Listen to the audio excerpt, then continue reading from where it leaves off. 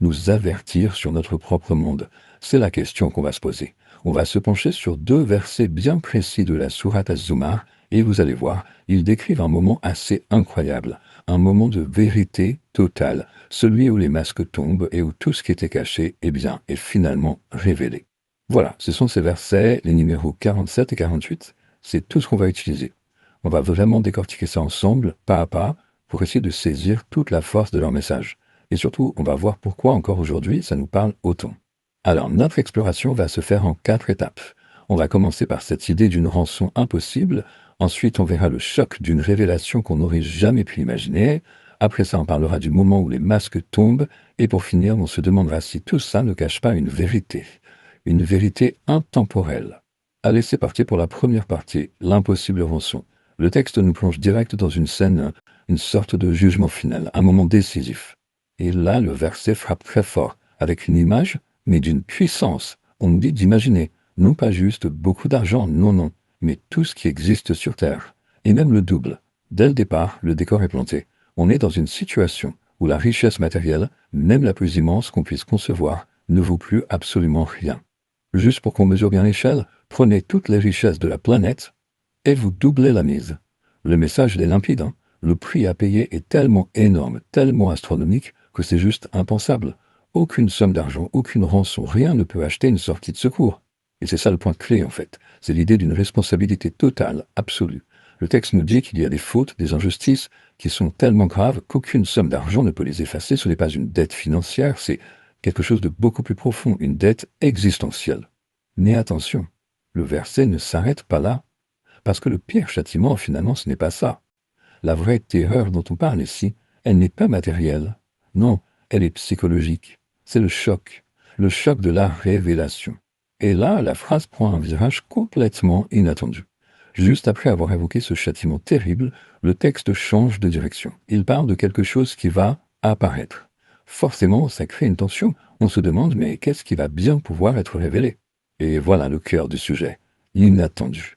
La peur la plus profonde, ce n'est pas celle de ce qu'on anticipe, de ce qu'on redoute déjà. Non. C'est la peur de ce qu'on n'a même pas été capable d'imaginer. Et voilà la chute, la punchline, si on veut, le choc final. C'est de voir apparaître des réalités tellement, mais tellement loin de sa propre vision du monde qu'elles n'ont jamais fait partie de l'équation. Jamais. En fait, c'est la définition même de l'horreur psychologique. Le vrai châtiment, ce n'est pas la punition extérieure, c'est la confrontation brutale avec la vérité de ce qu'on a fait. Une vérité qu'on avait peut-être réussi à cacher à tout le monde, et même parfois à soi-même. Et cette révélation, elle ne reste pas juste dans la tête. Le verset d'après, le 48, va encore plus loin. Il étend cette mise à nu à tout le monde.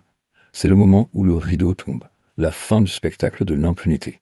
Ici, il se passe deux choses super importantes. D'abord, toutes les mauvaises actions, les méfaits, deviennent visibles, exposés. Et ensuite, et c'est terrible, ce dont ils se moquaient, l'ironie qu'ils utilisaient peut-être comme une arme, eh bien tout ça se retourne contre eux. Leurs propres railleries deviennent la cage qui les enferme. Ce tableau résume parfaitement la dynamique, non?